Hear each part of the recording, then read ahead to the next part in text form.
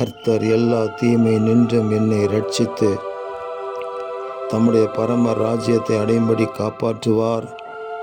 அவருக்கு சதா காலங்களிலும் மகிமை உண்டாவதாக. ஆமேன் என்று எழுதப்பட்டிருக்கிற வேத வாக்கியத்திற்காக எங்கள் தேவாதி தேவனுக்கு கொடான கோடி ஸ்தோத்திரங்கள் உண்டாகட்டும்.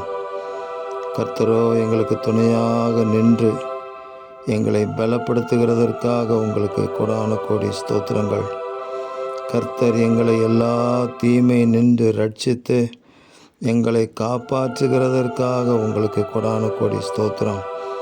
தீமை எங்களை துக்கப்படுத்தாதபடிக்கு அதற்கு எங்களை விலக்கி காத்து உம்முடைய நாமத்தை எங்களை கொண்டு மகிமைப்படுத்துவீராக என்று நாங்கள் ஜெபிக்கிறோம்.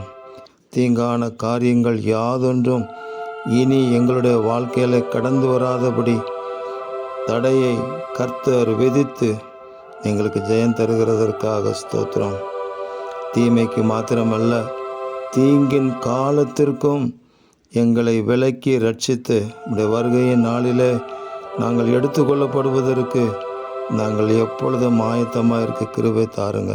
எங்கள் தேவாதி தேவன் அப்படி எங்களுக்கு உதவி செய்து நடத்துவதற்காக உங்களுக்கு ஸ்தோத்திரம். இரட்சகர் இயேசு கிறிஸ்துவின் நாமத்தில் ஜெபிக்கிறோம் பிதாவே. ஆமேன், ஆமேன், ஆமேன்.